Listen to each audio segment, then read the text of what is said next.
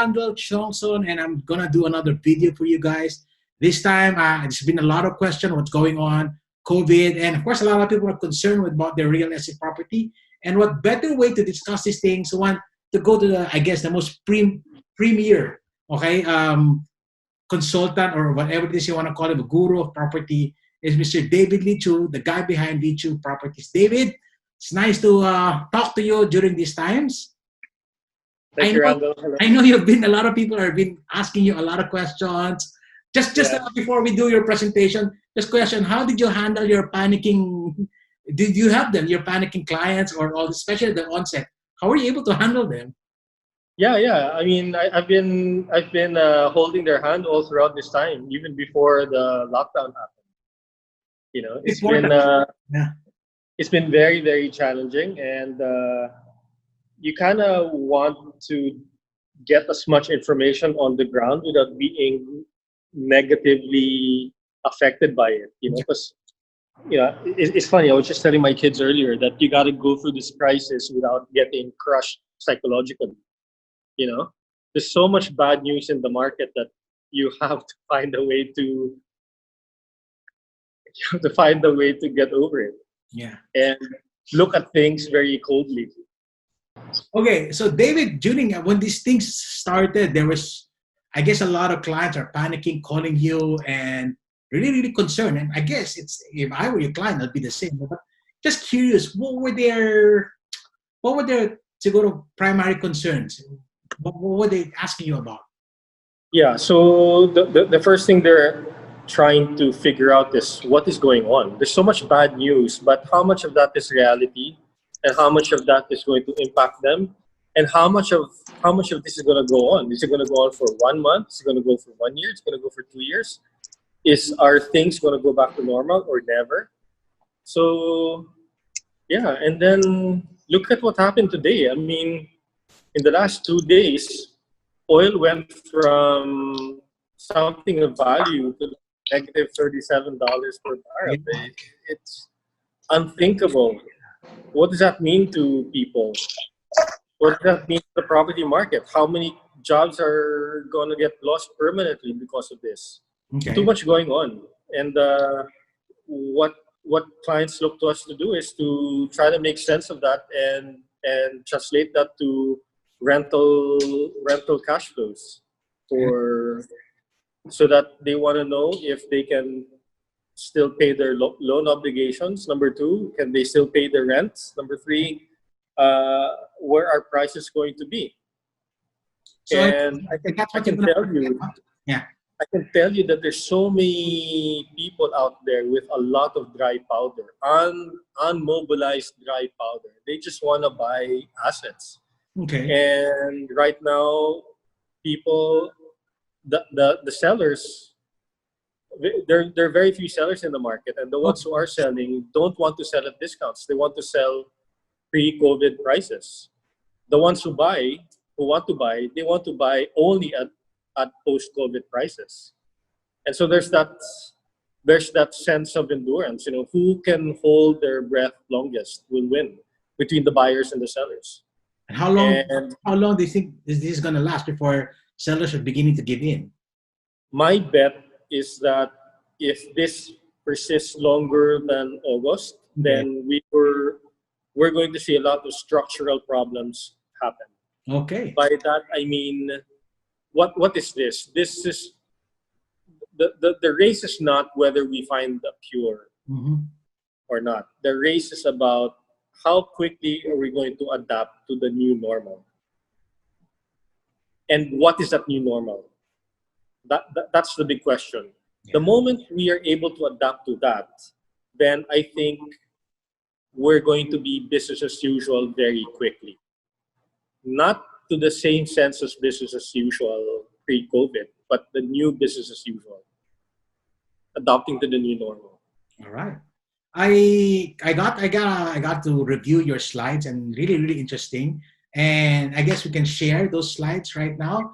So we'll put it up your slides. So we're going to talk a little bit about what, and I guess it's a briefing of some sense. So David, take it away. You want to be able to discuss some matters that are very important for all of us. Yeah. So I think if I can go to the next slide. Before I dive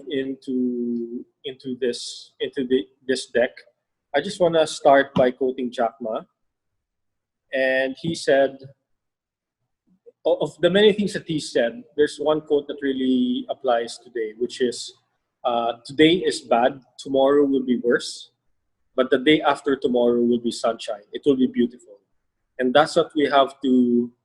That's what we have to look forward to. That things will be tough tomorrow, and we have to accept that. And but we have to look beyond what's happening today and figure out how things will be after. And I think things will be much better after. So now we're going to cover a bit about the office sector, what we see in the BPO sector, the POGO sector, and something to look forward to rather is the REIT sector, which I think you're going to be doing a lot of, and then closing. Next. Okay. So we had a fantastic 2019, 2018, but very quickly went south after that. I mean, the Philippine economy and the real estate market has never been better than the year it had in 2019. And then after that, a whole bunch of things conspired to make things very difficult. And we're all familiar with that, no? From Brexit to what's happening with oil prices, to the crackdown in POGOs, the BPO sector and the taxation that they're going through right now, Taal.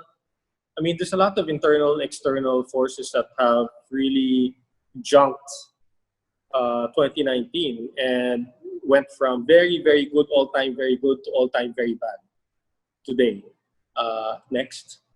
But I want to remind people about how great things will be, because there are many good things to be grateful for. The first one is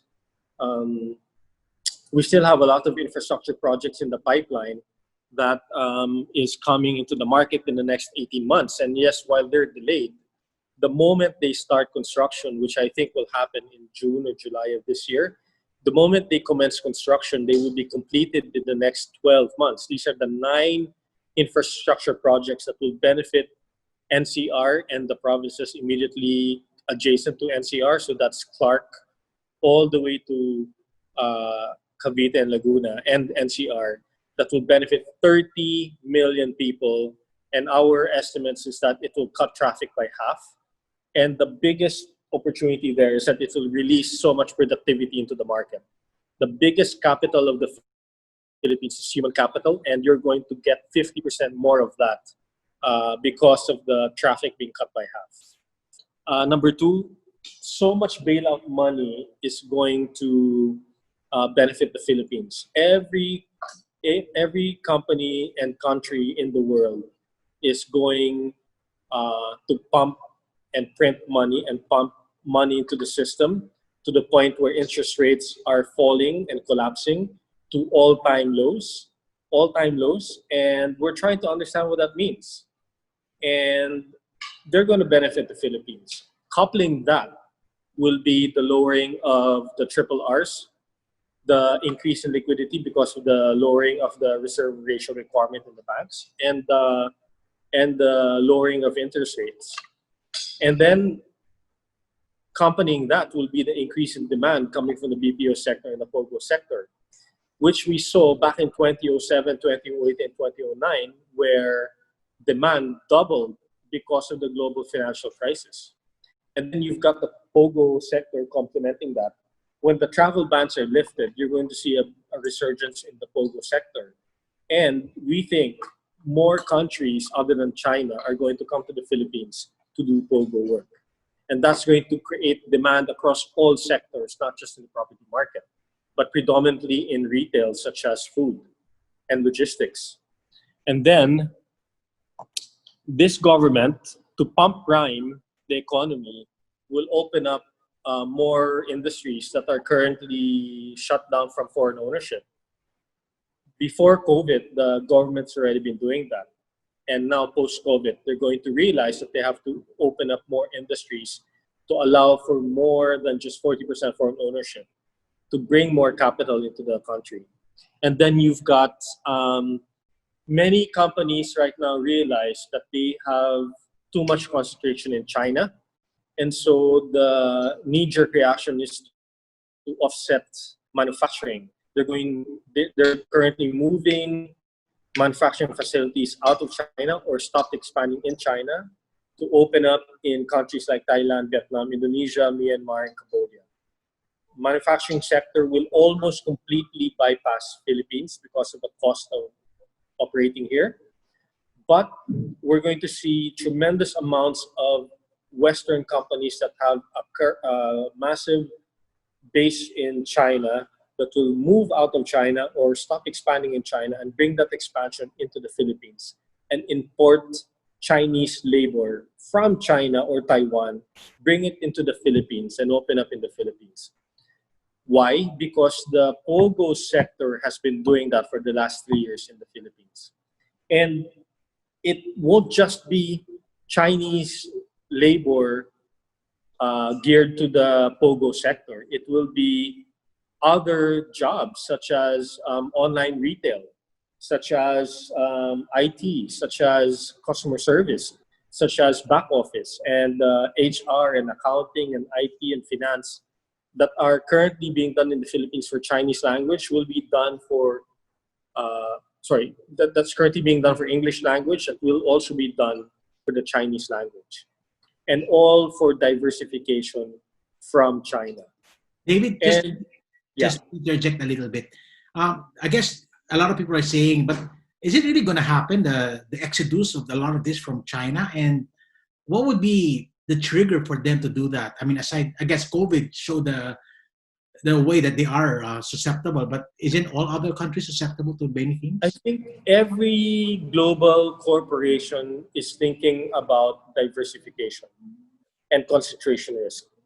So many companies are saying, what's going on? How do we survive and prosper? And the third thing they're going to do is how do they diversify to limit risk? So it's like a risk management for them. It's risk management for them, yes. Got it. Yeah. So whatever step. So first of all, we have to accept the fact that demand has fallen everywhere. For example, the demand for iPhones, the demand for laptops, the demand for shoes, the demand for clothing and oil, all that has contracted, which is going to produce a corresponding reduction in supply and infrastructure, right?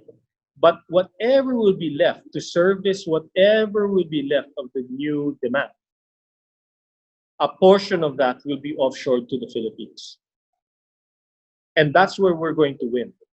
And while things are bad, let's not forget how bad things were in 2008 and 2009 and how that recession produced a significant amount of offshoring for 10 years straight into the Philippines. And that's going to happen again because this is not just a financial crisis. This is a total holistic economic recession globally. And that is going to produce more urgency to offshore. And the 4 cities where you can offshore at a scalable, meaningful, quick way in the world will be Bangalore, Manila, Cebu, and Clark. And those are the only 4 cities that you're going to see offshoring benefit. Yes, other countries will feel that they have too much in the Philippines and they will try to offshore in other locations like Middle East and Latin America. But the reality is that there's not enough scale. And you cannot ramp up as quickly in those countries as you can in these 4 cities. So the multinationals that may feel today that they have too much in the Philippines will still offshore to the Philippines, but in other locations. They're going to experiment in other locations. This is not an environment where companies are going to experiment. Okay. This is an environment where they have to urgently, scalably cut costs and relocate productivity from one cost center to another cost center. And again, the 4 cities that are going to benefit from that effort will be Bangalore, Manila, Clark, and Cebu. David, you mentioned of the 4, 3 are in the Philippines. What What's Yes. their advantage over the others? Why can't other cities or maybe can be they can do? They have more money, they have more capital, or even why would Because yeah? because Anong difference na sa kanila? there because there's still this transition out of India. Okay. Many companies already have too much of a presence in India. Imagine that many companies like JP Morgan, Wells Fargo, they probably have anywhere from 2 to 3 times what they have in the Philippines, in India. And there are enough locations in India to scale because the Indian jobs are chasing higher value work. They're into IT, they're into data analytics, they're into high level engineering, design, architecture, and architecture of logistics and businesses. Who's going to pick up the lower end work? Well, the Philippines is picking up the lower end work. And Okay. like I mentioned earlier, the one thing to look forward to is that it's not just going to service English-based language requirements. It's going to service the second largest language being used today, which is Chinese. Okay. And that's going to compel many companies right now to open up businesses and back office work in geographies where they can attract Chinese labor, which is Philippines and possibly Indonesia and Vietnam. Wow. So it's like saying like Pogo was like a training ground for us of some A sort. precursor, yes. Or some sort. It No? is a training ground, a test case for Philippines to offshore credibly and import labor And from with outside. scale and the scale that we were able to see, right? Yeah, The way we allowed them to come in and the scale, it's in a way like a precursor, as you said. So I guess it is something. I mean, the Pogo has been getting a lot of bad publicity, and in a way, this is very good information for us. So continue, yeah. David. Sorry. And so I think that's the one thing to look forward to because many of these global Western corporations in China already have a significant base either in India or Philippines. And they're just going to replicate that, but on a different language platform and import the labor into the Philippines. It's fantastic. And very soon, they're not just going to do that for Chinese language. They're also going they might also be able to do that for Korean languages, for Japanese languages, for other languages.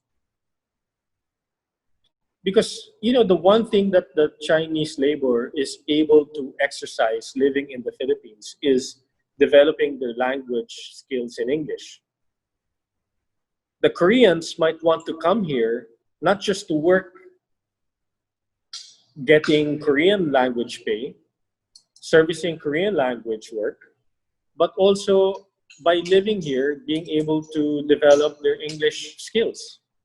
And there are many other cultures and people that will want to do the same thing. And they have to look at it in a way that they will be paid to learn English in the Philippines, where the cost of living is still some of the cheapest in the world. And they can play golf. They can play golf and hit the beach. Yeah, and hit the Yeah, beach. All right. So that's in a way we're saying that even despite of all these things, there are a lot of silver lining that we can see, and yeah. we benefited from the '08, right? And as crazy and as delusional as I may sound today, you just have to remember what the market was like in 2008 and 2009. Mm-hmm. Not the stock market, not the financial market, but the real estate market. The real estate market in the Philippines in 2008 and 2009 was unique in the sense that we are the only country in the world where demand grew. No other country in the world had a status quo or growth in demand for office space. The Philippines was the only place in the world where demand did not contract.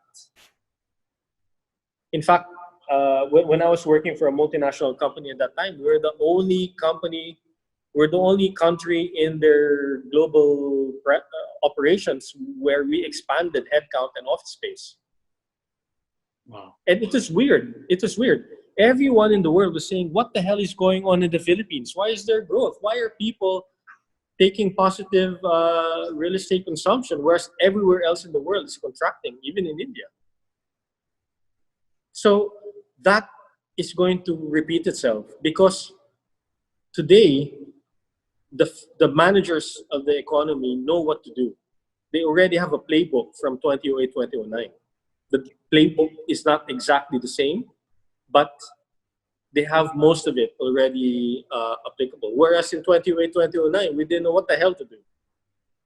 So the pump priming, the what you call the quantitative easing came in very slowly and very late. And now we're doing it ahead, seems to be. And now we know what to do, and so we're doing it ahead. Offshoring was something that many executives had to convince they had to do. They had to convince their board, and now they know. Now they know what to do. They're going to say, "Yeah, okay, let's do it." We've been holding that for so long, but now we should do it. Now, the risk there is that a lot of politicians are going to play this up and say, why are you going to move jobs to the Philippines when there are 20 million jobs available in the US? Yes. Well, despite the fact that unemployment is so high in the US, the economic benefits to offshoring cannot come any close. The benefits to offshoring are too big to ignore. And while some companies will make an effort to keep jobs onshore, some will be forced to offshore. In fact, majority will be forced to offshore. It seems to be that's the 20 million jobs that are currently available in the US are going to, a big chunk of that will meaningfully be brought, will be converted to jobs again as the economy bounces back in the US. There's too much money, too much energy, too many resources and brilliant minds in the US for a long recovery to happen. It will be a quick bounce back for the US. All right. David, just go through your slides. You also mentioned that certain things are going to be good, like liberalization of foreign ownership of more industries. That's going to attract more to come, and that's going to affect the property market. Yes, it's not the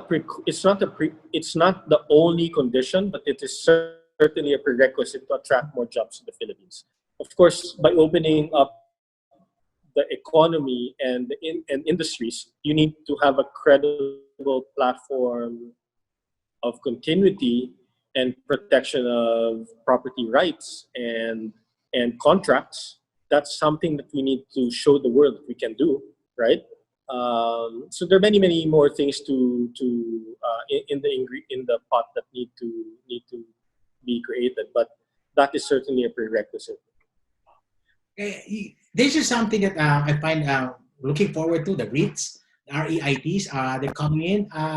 Yes. And you mentioned this. Yes. So, one thing that is very interesting about the Philippines is that the conglomerates own a disproportionate amount of office space and mall space to the tune of 22 million square meters. 22 million square meters. There are very few countries in the world that can say to the market that they have 22 million square meters of assets to REIT, and that will ensure a very long period of growth for the REIT market. A very long sustainability program for the REIT sector in the Philippines. So David, the assets are very high quality. The assets are very high quality. The tenants are very high quality. The geography is very diversified. The asset class is very diversified. And what we've seen in the world is that the REIT sector is one of the safest places for putting money. It is one of the most defensive assets you can ever own globally. And these developers that we know of, maybe just 3 or 4 of them, they're highly profitable. They've always been profitable, regardless of the economic conditions. So I guess that's going to even make it more attractive for them. Yes. I certainly am excited about that. Wow. So maybe I'll jump through some of these slides. Yeah. Angel, can we go to next slide? Next slide. So let's review 2018 and 2019. We had 1.6 million square meters of office take-up in 2018 and 1.7 million square meters of demand for 2019. And again, this is probably the 4th largest market in the world, Manila. And that's the amount of space taken up by the different industries. BPO and POGO certainly comprise 70-80% of that demand. Next. And if you look at 2020 first quarter, you compare it versus 2018 and 2019 first quarters, we certainly have seen a 53% drop in demand. And in 2020 second quarter, so the months of April, May, June, we're going to see the transaction volume go to zero, maybe close to zero. But at least in the first quarter, we've seen 157,000 square meters of space taken up in the market. So that is not zero. Next. And unlike, okay, so this slide shows you how much money you have made if you bought property in Bonifacio 10 years ago. In 2010, office space in Bonifacio was worth 100,000 pesos. And today, it is worth 250,000 pesos. You would have made 2.5 times your money in 10 years. And just imagine what we went through in the last 10 years as an economy. There's been so many ups and downs, and yet the property sector, particularly the office market, has gone through significant upside. You've had capital values and rents continue to grow over 10 years. Next. Now, what makes this crisis different? This is one of the few times when you have something like COVID affect not only demand, the demand side of the equation, but also the supply side of the equation. So we're estimating that demand will be somewhere around 800,000 square meters this year. It's about half of what it was last year, right? But we're also seeing supply drop by 50%, anywhere from 40 to 50%. So while we see demand clocking somewhere around 800,000 square meters, we're also seeing supply come down to about 800,000 square meters. And so even with that, the supply and demand will achieve equilibrium this year, 2020, which means that we will avoid a glut, which means we will avoid a fall in rents. So with David, one exception. Yeah. With one exception. The exception will be Ortigas Center. Why is that? Because a lot of space in Ortigas Center coming online, and there's not enough PEZA space, which will cater to the PEZA BPO tenants. And there's the two local governments that govern Ortigas Center are not allowing POGOs, or restricting the activity of POGOs. Okay. And so with very little demand and very high supply situation, we're going to see a train wreck in Ortigas Center. David, just questions. Of course, you're saying that demand and supply will go down, and we all know that. If that's the case, it's equilibrium. We don't see faltering of prices of rent and all these things because of the decline. Why is supply going down as well? Because nobody can commence construction of these properties because of the lockdown. Okay. And that has produced delay in construction. And when the lockdown is lifted, you still have logistics. It takes time to ramp up the supply chain. You know, when you start when you open up the construction sites, you're going to have to import steel again. You have to start the furnaces of many of these things, and that just has a compounding effect in the delay of construction supply, and therefore construction activity. And it takes time to construct, right? So there has to be. And it takes time to construct. So we think that the supply side will be delayed by quite a while. So when demand goes back up and supply is not yet there, is this a possible scenario wherein price can actually? So in this slide, we're seeing supply on the red, orange line, and demand on the blue line. And you can see that if demand, sorry. So this is the supply curve, right? From 2020 to 2025. You're seeing blue, which is the original supply number before COVID. And red shows you the new forecast of supply post-COVID. And then the gray bar, the gray shaded margin horizontal line shows you the range of demand for 2020. Okay. Okay.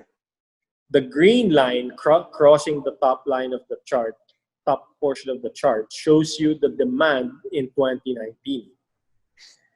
So the supply line, the new supply line is red, and at every moment there, from 2020 to 2022, you see that the demand is higher than the supply.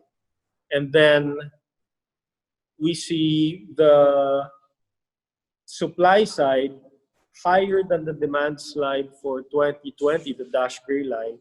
But that is temporary because we think that as soon as the lockdown is lifted and the new normal happens, we are going to see demand go way beyond the supply line. And so we're going to see prices go up again in 2021, if not even second half of 2020. And then that will be only good for the property developers. All right. So that the imbalance will be working in favor of the sector, ultimately. Yeah. Yeah. Very helpful, David. I think you have other slides to show. Yeah.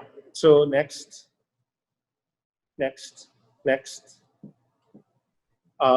This is how we see the market behaving versus 2019 versus 2020.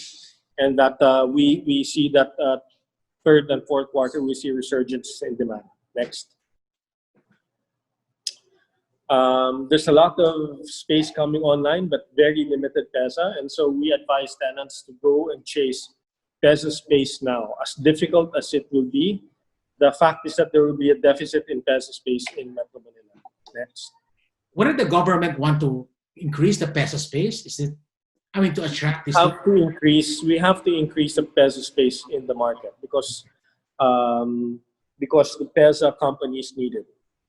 But David, is the government not keen on increasing PESA space? If you're gonna at the moment, the president has not lifted its moratorium on PESA space in Metro Manila. We need that lifted.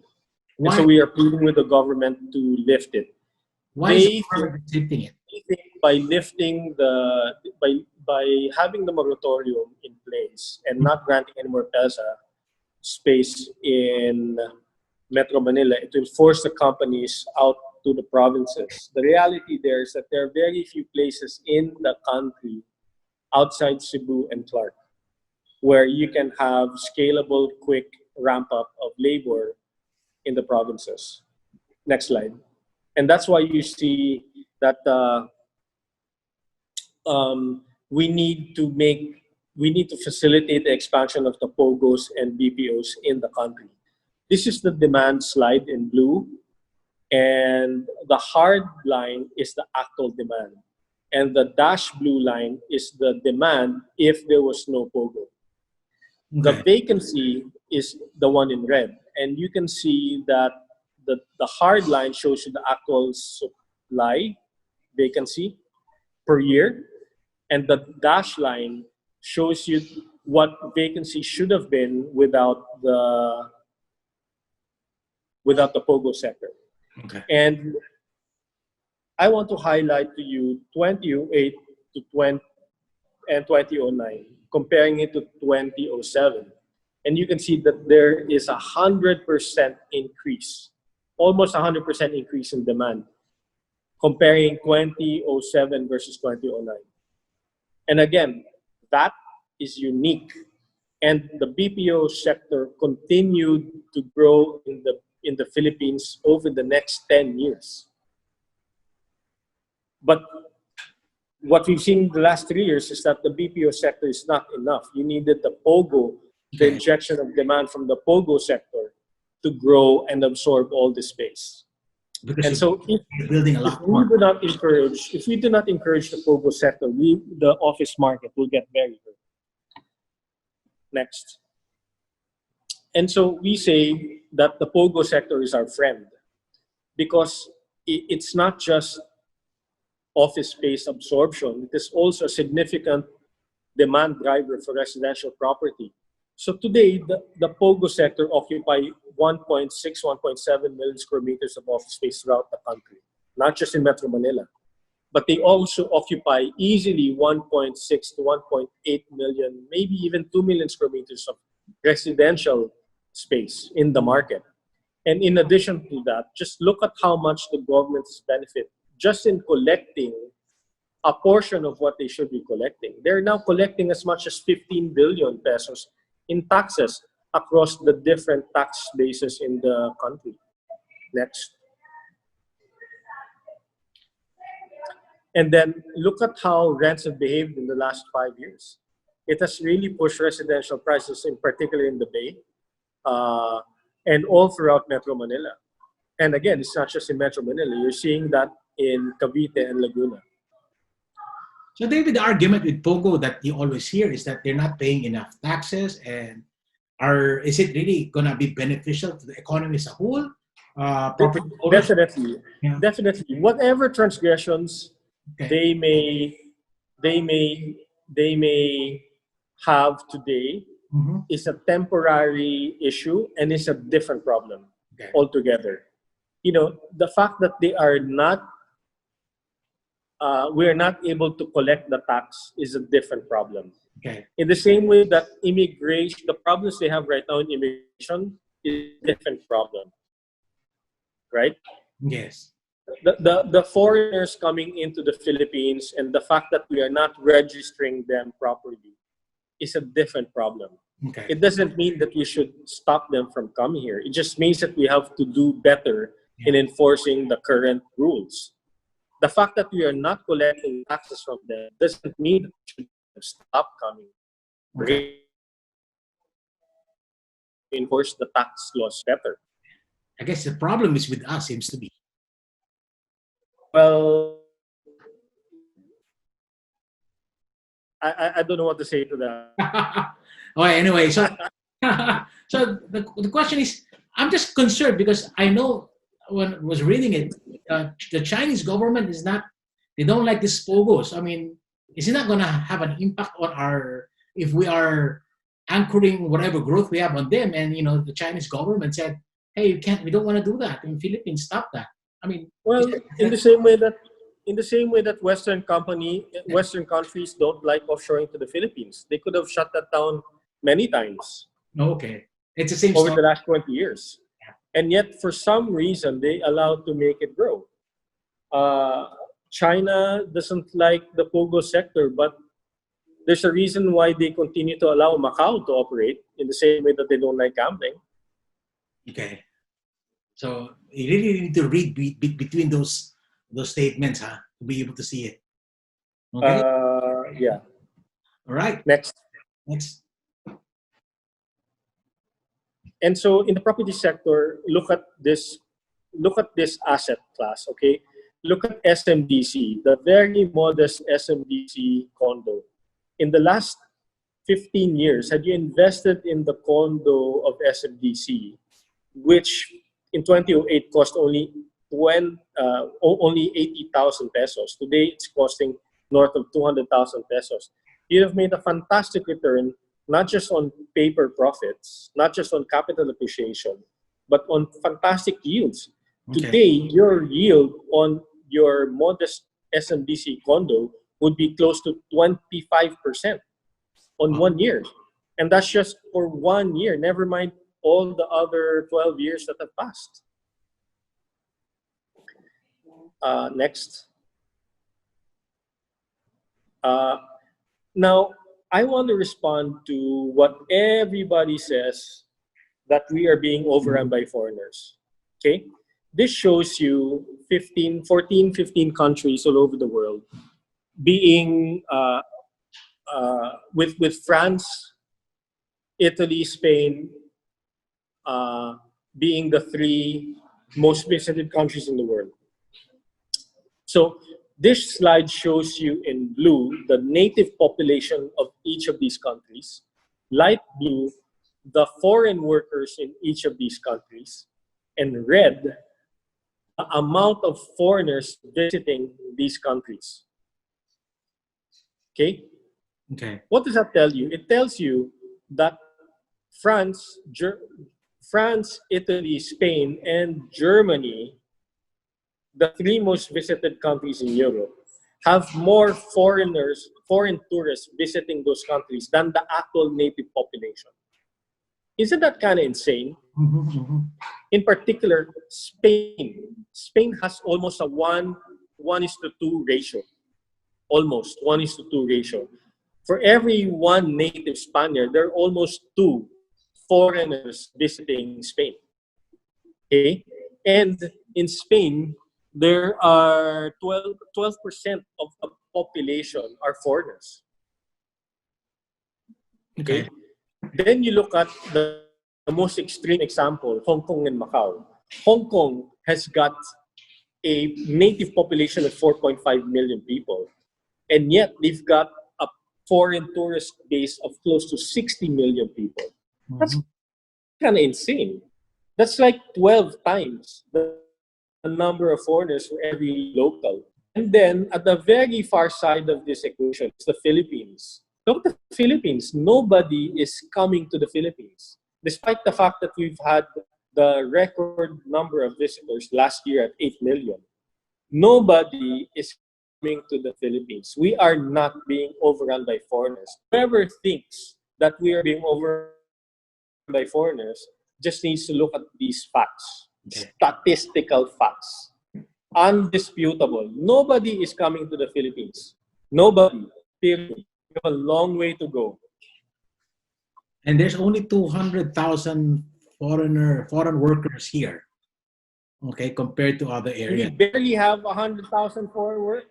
Even at the most extreme, 400, sabihin mo natin, let's just there are 400,000 foreign workers here. At Mm. 400,000 foreign workers, legal or illegal, that is still one of the lowest in the world. Okay. Nothing.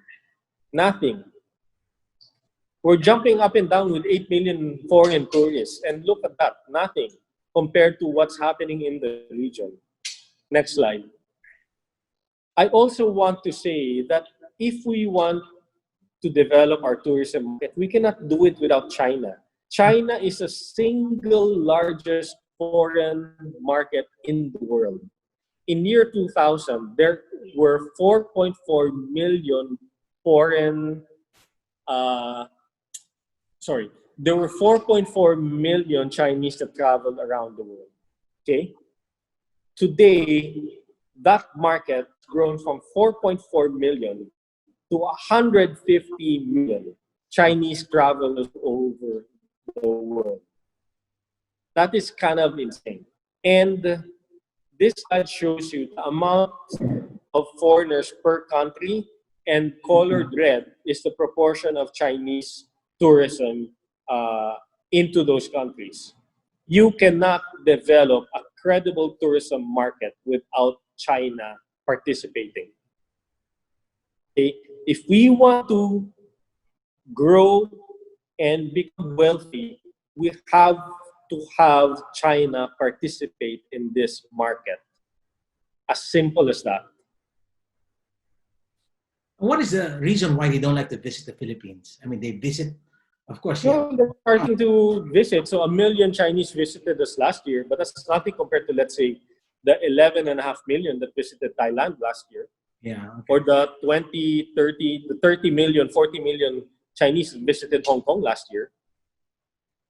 Except that the reality is that there are easier places to go to. There are better places to go to than the Philippines. Right. Okay. They come here, and we don't welcome them. Yeah. Whereas they're welcome in many parts of Europe. I mean, hopefully even until now, because of this COVID thing, there's a lot of irrational racism that's happening. There's a lot of irrational behavior and racism happening all over the world against the Chinese, and that's very unfortunate, and that needs to be corrected. But consider this, okay? China being the largest at 150 million tourists from China, and that's only with 10% of their population with passports. It is foreseen that in the next 10 years, that population base of passport holders will double to 20%. And even just 20% in the next 10 years, that's going to grow the tourism market from China to almost 300 million. 300 million, which is the size of the entire population of the US. Yeah. And here's another statistic, okay? 80% of global tourism happens within the region. What does that mean? That 80% of Asians will travel within Asia. Only 20% will leave Asia.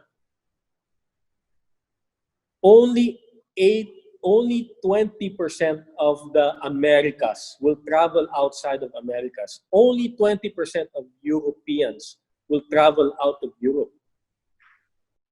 80% of tourism happens intercontinental, meaning within the continent. They will not leave the continent. So for us to market ourselves as a country, we should stop wasting our resources on encouraging people from the US, Canada, and Mexico, and Latin America, or Europe to travel to the Philippines, frankly. Because out of that, the best is a 20% yield, at best. And we are sharing that market with 20, 30 other countries in Asia, right? For us to get the highest bang for buck, we have to keep selling to our own neighbors.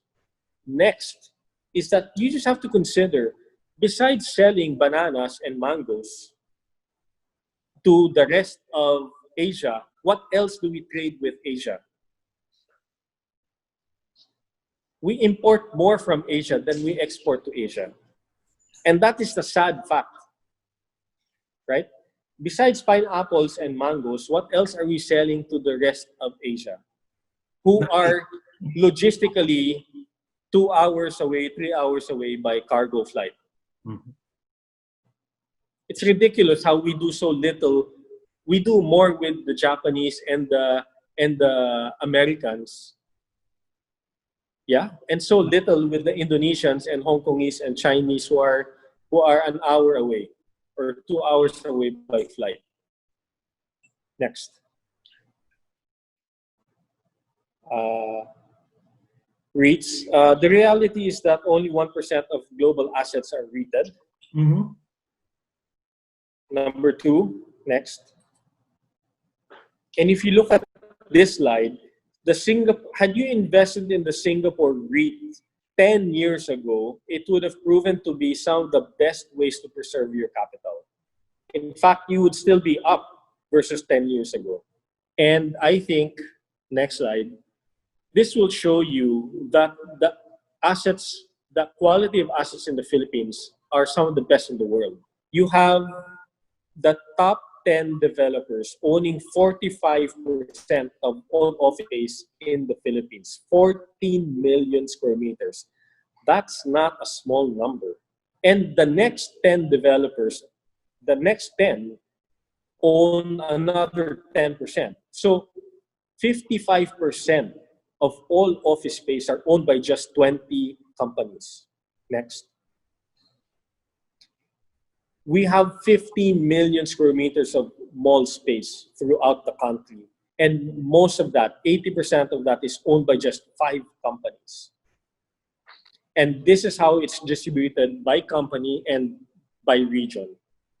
Next. And if you combine the total number of office space and the total number of mall space, that approximates about 30 million square meters, of which less than 20, well, about 15 of them own 80% of that stock.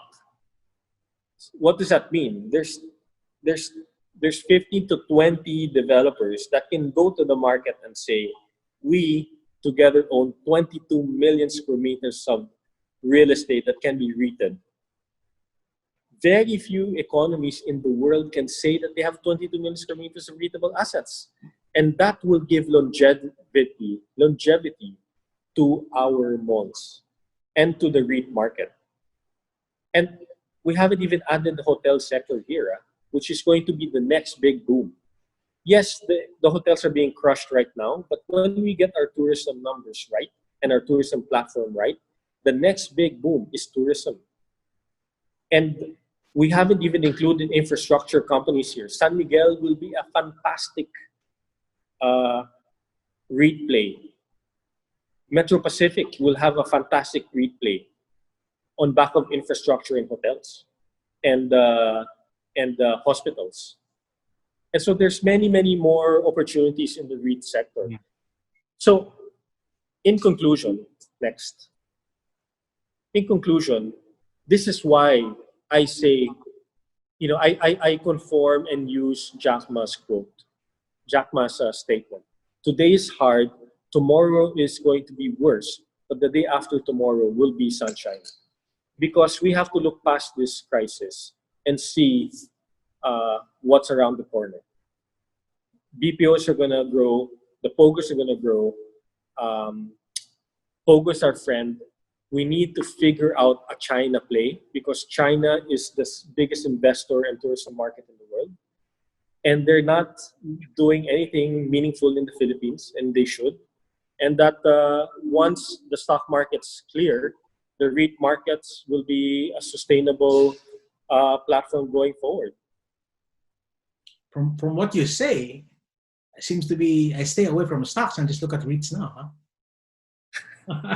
Well, I think there are many more things to do with the stock market. Yeah, I guess it's a portfolio play, but yeah, it's sad that we've taken us a long time to come up with the REITs. But I guess this is gonna push, and this is gonna be good capital build up, and even for the investor, it's gonna be a good play, right? Yeah. So, David, last question for me. More practical. I'm a small time investor. I have a few units out here and there, or I'm considering buying some, or I'm part of a family that owns. What should I be doing at this point in time? Should I be concerned? Should I just hold on? What would be your recommendations to this retail investors, people like me who have a few pieces of property?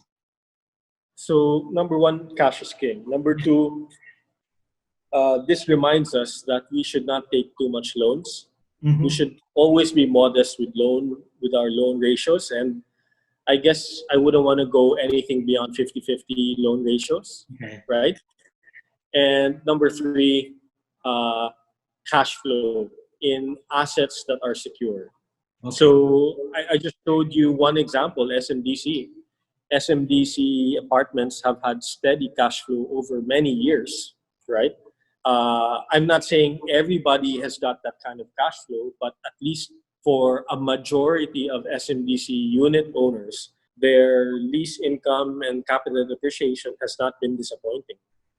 And that is just one of many examples in the market, And then we have a saying in the property sector, which is time will correct your mistakes. And so for as long as you can hold on to these assets, time will correct your mistakes and you will be proven much better off in the property sector. So if you guys, the roles of property right now, you have the cash, you have, you're not too much into debt and you can hold on a little bit. It's wise for you to hold on, not to sell any. I mean, once this market's opening, some people, should I sell already? Assuming that you can keep all those and you have enough cash to position yourself, it's good to hold on. Yeah. Oh, good. All right. Thank you, David. This is, as usual, you are our go-to guy when many things in the property market. You tend to explain it well. You don't oversimplify, and yet people get to understand. So, David, some parting words for our readers, for our viewers now. Anything you want to remind them? You can be as practical as you can. Well, I just want to reiterate: cash is king. Cash flow. Time will correct your mistakes. Keep debt levels low, and think long term. And please remember what Jack Ma said. Tomorrow will be the day after tomorrow will be sunshine, and that's what we have to look forward to.